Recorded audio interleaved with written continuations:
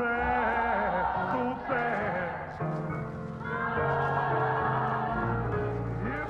Mr. Pierce? Mr. Pierce, I'm sorry to do this. Jamila, now's now, not a good time. but the people deserve to know the truth. Mr. Pierce, how are you feeling after your altercation with the ASA? Do you plan on pressing charges? Mr. Pierce, do you think that your actions will inspire the residents of Freeland to push back against the occupation? Excuse me, young lady. I don't know who you are, but show some respect. This is not the time or place. Mr. Pierce, one last question. If you could say anything to Tavon Singley right now, what would that be? Can you please let us grieve in peace? Listen, it's okay. I'll answer that question.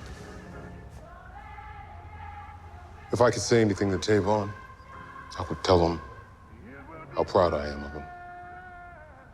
I would tell him how much he inspired the other students and me to be the best version of ourselves.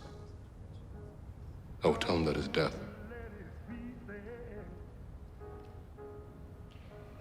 his death will not be in vain.